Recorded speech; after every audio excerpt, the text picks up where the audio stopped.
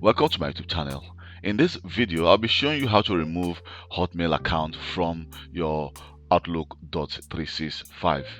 Let's say you've configured a Hotmail account or a Outlook.com account on your email, and you want to actually remove this account from Outlook.com. So here you can see I have, let me just minimize this, I have two email addresses, but I want to remove this Hotmail or Outlook.com from Outlook. So what you need to do is to go to File.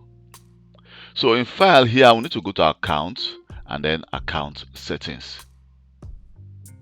So from the account settings, you can see I have two email, but the first mail, which is my domain name, my company name, email address, is actually my primary email address. You can see that I cannot actually remove that email, but we can actually remove the second one. We can actually set this as default, then we can remove the second one, the first one, but I can actually just remove this email address, and it said, do you want to remove this account? I will say yes, and here we go. The account has just been removed, and you can see that I'm not seeing that email anymore in my email list.